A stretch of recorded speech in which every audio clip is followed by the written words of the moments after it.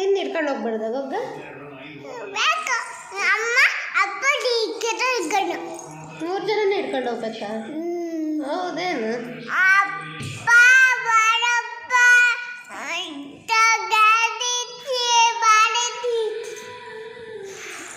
ಚೀಟಿಕೆ happy birthday ಯಾರ್ದಮ್ಮ happy birthday?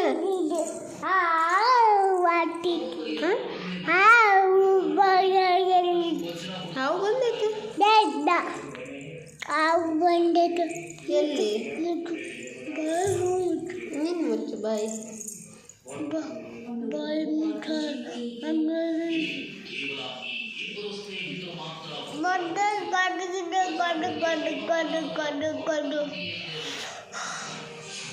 ಗದನ ಇಟ್ಕೊಂಡೋಗಿ ಬಾ ಗೊಗ್ಗ. ಮಂಕಂತಿಲ್ಲ ಅವಳು. ಅವಳಿಗೆ ನಿದ್ದೆ ಬಂದಿಲ್ಲ. ಬಾ ಇಟ್ಕೊಂಡು ಹೋಗೋಳು.